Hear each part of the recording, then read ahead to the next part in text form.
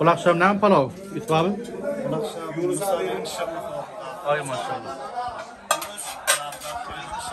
İtfa mübarek olsun.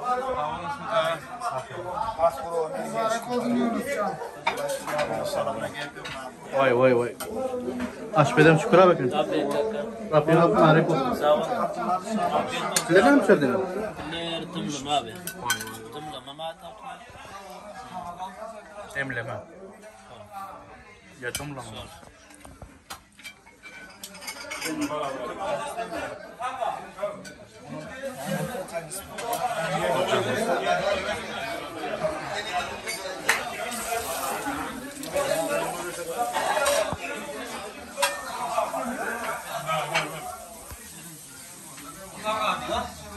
Bir kara oğluyla filmi doldurur onu kombe.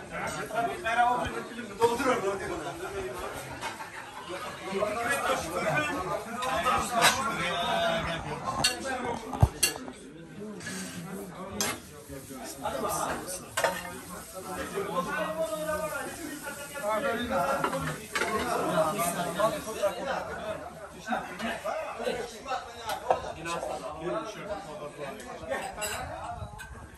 Kaçı tabak olmalı?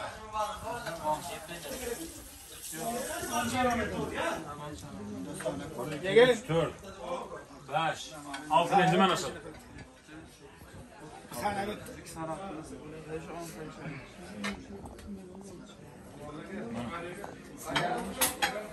Merhaba. Bir tane koyacaksın.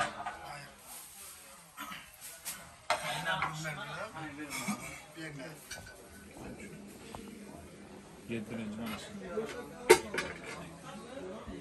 Ona 8 çok.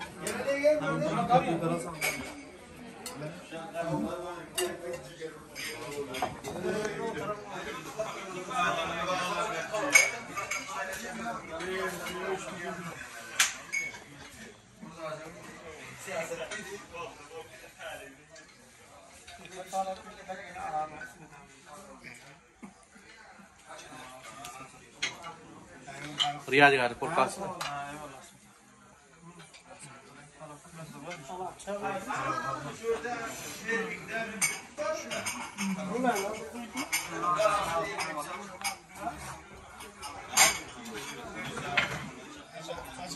Hacı Mahmud'um adamı koyuyor.